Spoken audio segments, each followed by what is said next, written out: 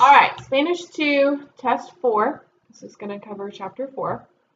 There are 51 questions. So part 1 is verbs. This is going to cover, it's questions 1 through 10. Conjugate the following verbs in the present tense based on the subject pronoun given. So this is going to be, this is going to cover traer and recoger, coger, proteger, dirigir. Yeah. So it's traer, and then basically this group of verbs where in the yo form, the G changes to a J. Okay. So this one has an irregular yo form. It becomes a go verb. So the yo form is traigo. These in the yo form, the G turns to a J. Okay, so it gets conjugated J-O. So like proteger would be prote. Oops. Oh. Okay. So that's what the verbs are going to be about. Section 2, and it's the same old thing where I'm going to give you a subject pronoun and then I give you the verb and then you have to conjugate it based on the subject pronoun. Part 2 is 11 through 15. This is negative and indefinite words. Okay, words. So this is going to be like alguien, algo, o. There's more. I'm not going to list them all. But so you are going to get a sentence that has indefinite words in it. And the directions are rewrite the following sentences, making them negative. So you have to know the opposite of the indefinite word. So the opposite of someone is no one, and that is nadie. The opposite of algo is nada. The opposite of o is ni. Even if you only have one o means or. So if I had something or something else, the opposite would be something nor something else. So if it's just o, then you would write ni, or neither. Okay. There's more. I'm too lazy to write them all. También, opposite is tampoco. Ninguna or alguno, the opposite is ningún. So you need to look in the book and look those up and memorize those opposites. So whatever page it was on. See, I have it right here, 109. It's on page 109. So all those words. So you might have something like,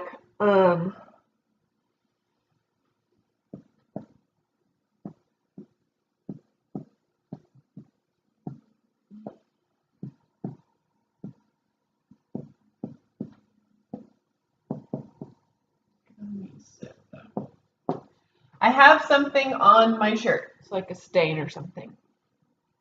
So what you have to do is you're going to change the indefinite word to a negative word. So what we have to do is the opposite of algo is nada. So we say tengo nada en mi camiseta. However, remember that when you have a negative word after a verb, you have to have no before the verb. Okay? So even though there was nothing in the indefinite sentence, because you've changed this to negative and the negative word is after the verb, automatically you have to put a no before the verb. In English, it's a double negative. It wouldn't make sense to us, but in Spanish, this is how you have to do it. If you have an indefinite word before, or if you have a negative word before, then you don't have to change, or you don't have to add anything. You just have to change this word. So, for example, if you had something like Um,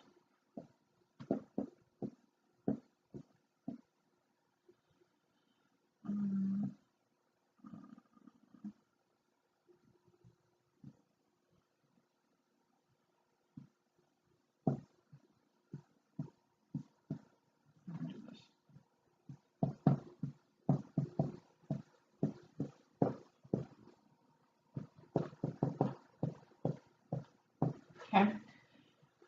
Algunas frutas son deliciosas. Some fruits are delicious. So if I'm going to change this to a negative sentence and say no fruits are delicious, the opposite of alguna is ninguno.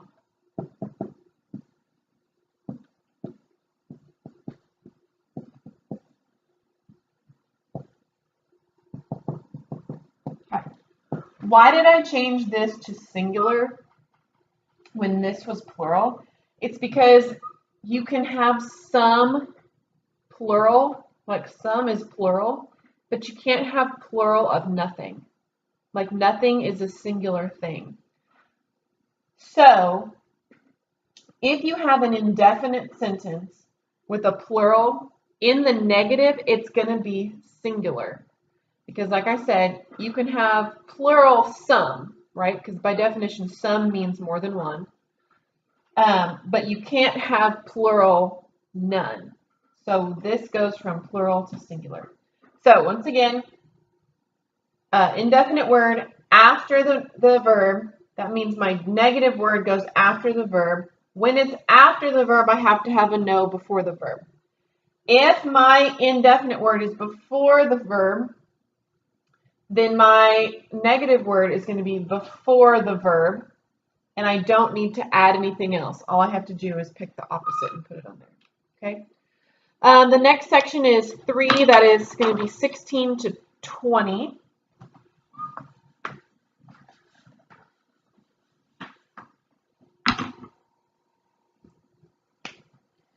Part 3, 16 to 20 is going to be adjective placement.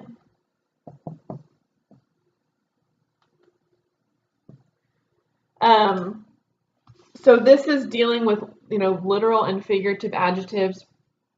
If the adjective is supposed to be figurative, so not for real, then it goes before the noun. If it's literal, it goes after the noun. So in the book, it talked about 3 different adjectives. It talked about nuevo, grande, and pobre. So what I have done is I've given you a noun, and then I've given you the adjective, and then I've given you, in parentheses, I've given you the definition that I want you to place it for. So this says, write the adjective before or after the noun according to the desired definition. Excuse me. I just made pumpkin seeds, like for the first time, I think, and they're delicious, and I can't stop eating them, but they're really salty, and so I'm really thirsty, and now they're in my teeth. Okay. So if I had something like,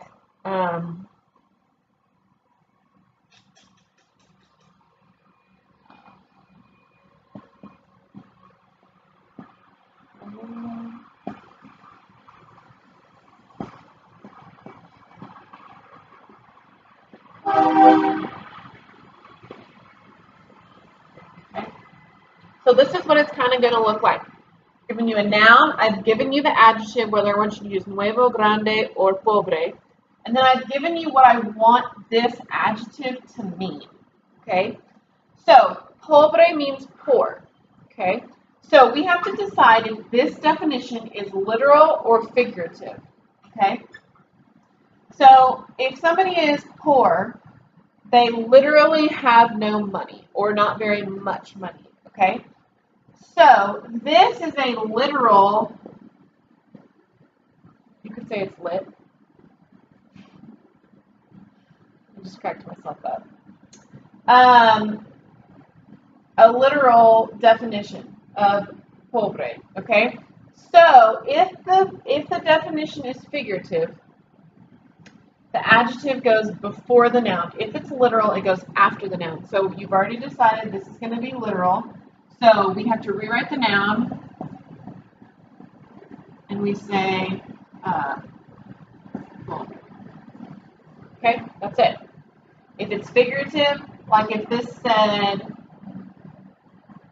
unfortunate. Okay. Unfortunate does not mean no money. It just means, oh, you poor thing. This would be figurative. Okay? In that case, the adjective goes before. Okay? That's all. That's all this is going to be.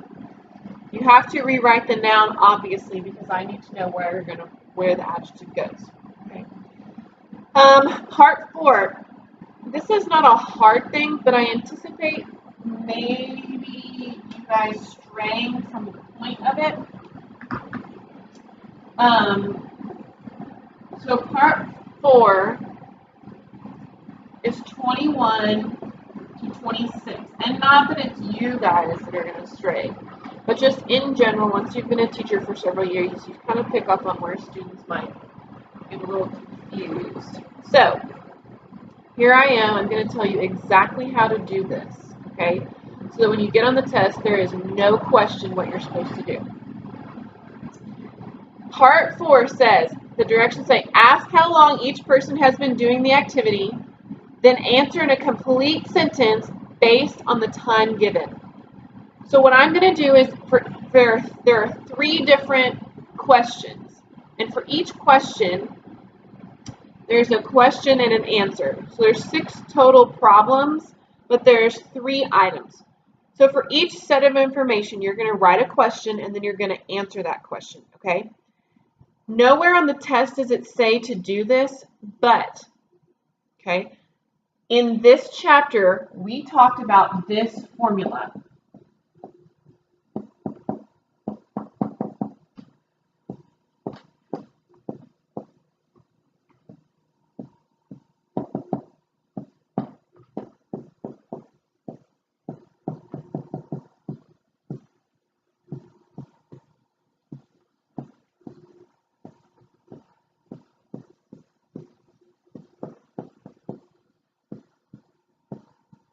Okay, this is what we covered in this chapter. So, of course, on the test, I want you to use this formula, okay? So, that's the trick. That is the thing that I was a little bit concerned, like, okay, are they going to understand this? So, I'm specifically, explicitly telling you in the test review, for part 4, you have to use this formula for the questions, this formula for the answers, okay?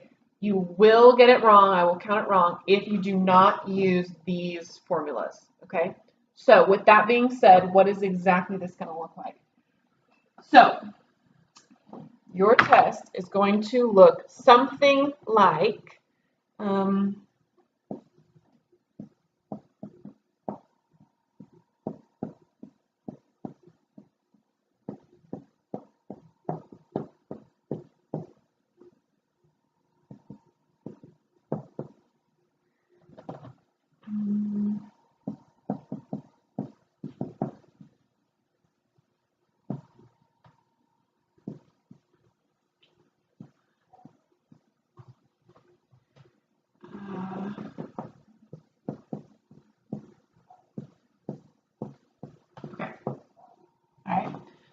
then it's going to have Q, and then it's going to have an A, okay? So this is what it looks like. I'm going to give you a subject, semicolon, activity, semicolon, time period. Here's the other thing that I was a little concerned about. If I give you all this information up here, I'm a little concerned because people do this, not because of y'all, but because I've seen it happen, is that people take all of the information from what they get and they're like, oh, I've got to use all the information in both parts of this, okay? That is not true. You need to think about what is the formula for the question. For all of the questions, automatically you're going to write this. ¿Cuánto tiempo hace que? All right? Every single question is going to start like this. Okay? because this is the formula. How much time has it been? That. Then you put your subject. Subject. Okay. Ustedes, I'm going to abbreviate. Present tense verb, activity.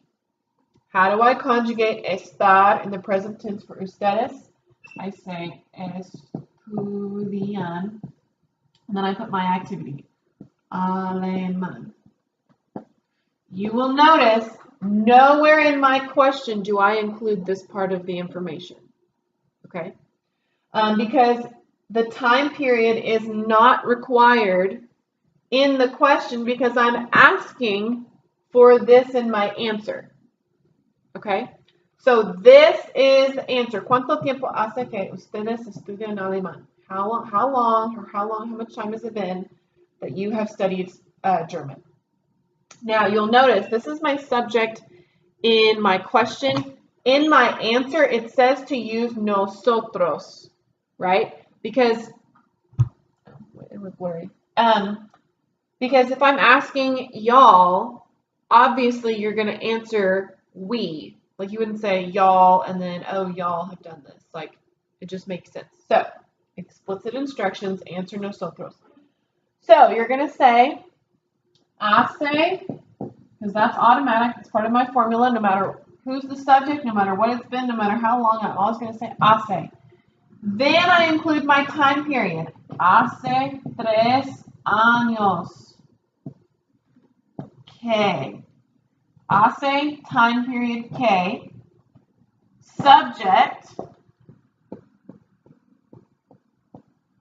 Verb, present tense verb. Activity. It makes 3 years that we have studied German. Okay? Not too hard, right?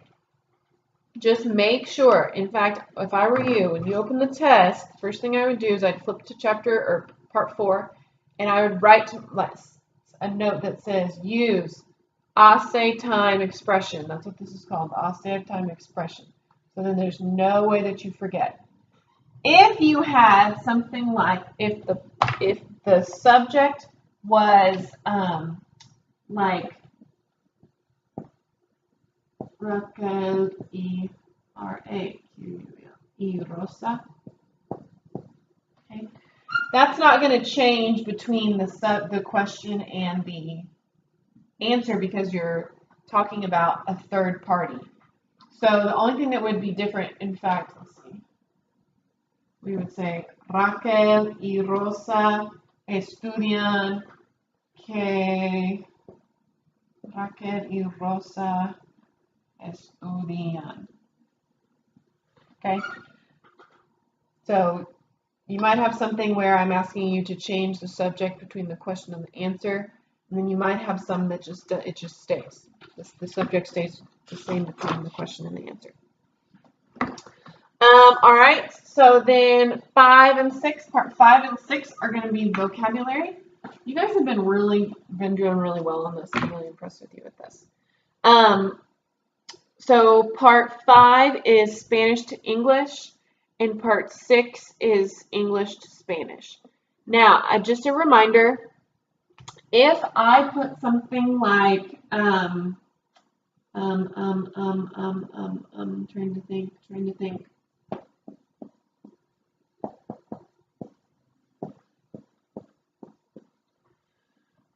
If you have an article in your vocabulary word, you have to include that in the English. So you have to say the bathroom. Okay? You can't just say bathroom.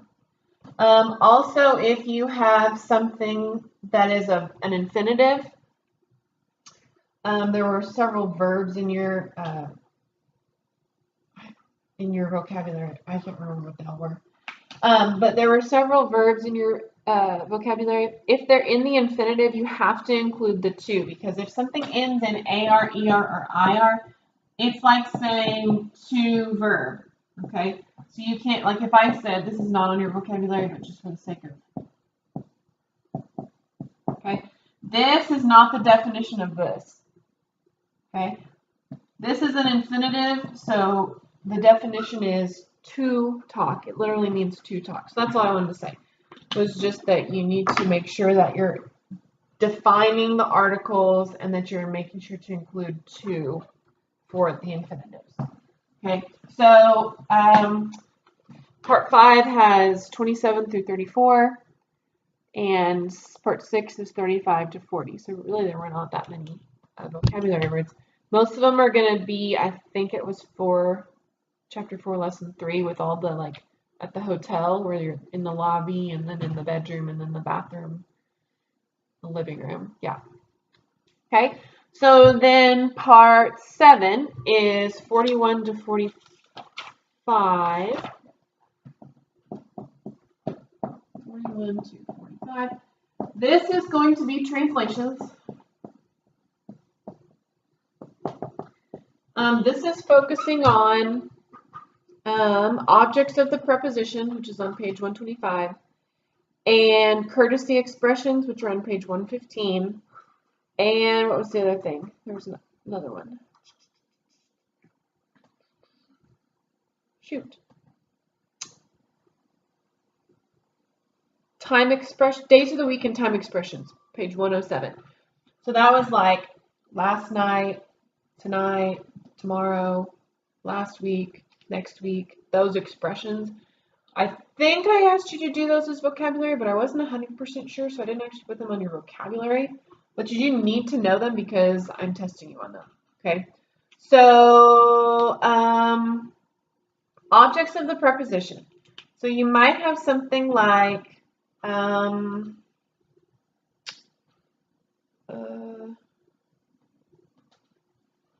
sometimes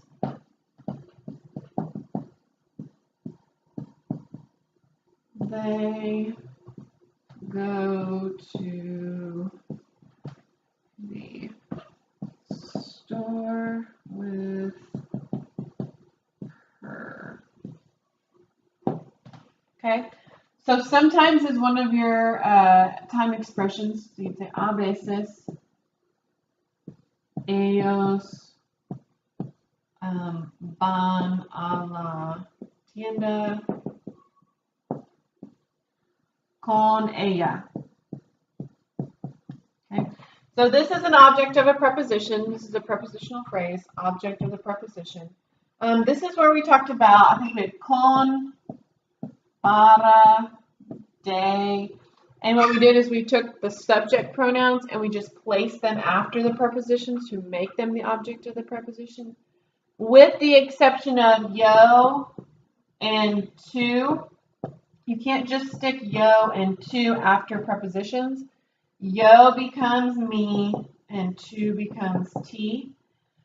Okay, and then bonus, when you have with me or with you, it becomes conmigo or contigo. Okay, it's me and ti after para or de. It's conmigo after con or contigo after con. Yeah. Okay, so you just have to be aware of that. I'm not going to do a lot of examples on this. What I am going to tell you is so these are some of the things you need to know how to say. So you need to know the word for church. You need to know the verb for to go. You need know the word for to have. Hat. To read. Book. And some of these you're like, oh, come on, lady, I know these. Well, good. I'm just checking. You need to know how to say this. Remember, this is este or esta or estos or estas, depending on the noun. If the noun is feminine or singular or masculine or plural or whatever, this changes. To come. years to write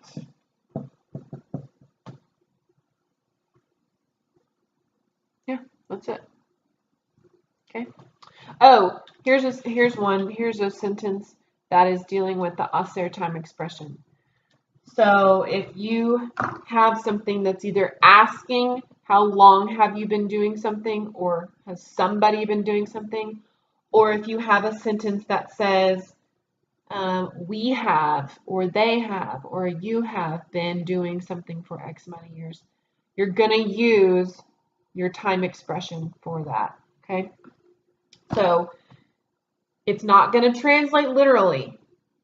All right. You just have to know, you have to look for the pieces of information that you need. Okay. So for a question, you automatically say, ¿Cuánto tiempo hace que? Then you take the present tense verb, or subject, present tense verb, and then the complement, the rest of the sentence.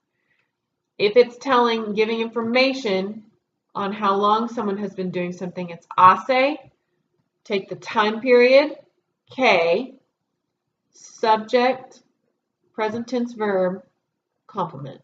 Okay? All right. I can't not give you an example. I'd like to just move on, but I can't. I can't leave you without an example. Okay. So if I had something like, y'all have been eating for 1 hour.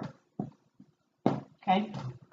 You would say, hace, again, this is not literal. Okay. Hace time period, una hora que, subject, ustedes, present tense verb, comen. That's it. Hace una hora que ustedes comen. Y'all have been eating for 1 hour. Okay? Good. All right. Now, sections 8 and 9 are going to deal with big numbers. So that was on page 116 and 117. I believe I had you guys do this as vocabulary, but I'm not 100% sure. But then I went through and I said, all right, you need to be sure to know this one, and this one, and this one, and this one. Okay, so they each have 3 questions apiece. So part 8 is 46, 47, 48, and then part 9 is 49, 50, 51. So part 8, this is going to be, I'm giving you the numerals and you have to write it in Spanish. So it might be something like 4,321. Okay, so I'm giving you the numerals, you have to write it in Spanish. I did not mean to do that, but it's 4,321. All right, so we'd say 4,321.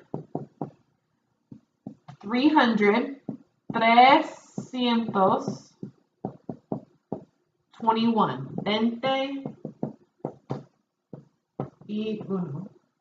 Or 21 if you want to write it as one word. Okay, so that's all you're doing. Okay, so remember that thousands, you just put the number in front of the thousand. For 100, each 100 has its own 100. Ciento, 200, 300, 400, etc., etc. Okay, so you need to be studying that. And then for part 9, you're doing the opposite. So I've given you the Spanish words, and you can either go to Spanish or English words, or you can just do the numerals, which is totally fine with me. So if you had something like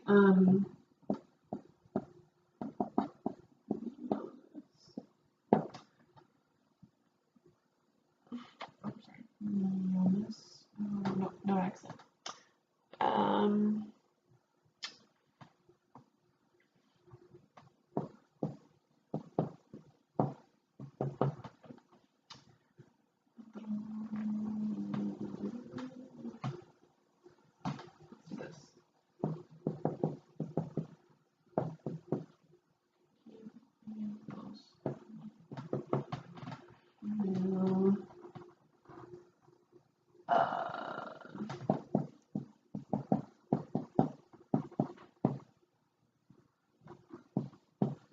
Okay. 2.500.036. All right. Just like with million, you put the number in front of million. So 2,500,000.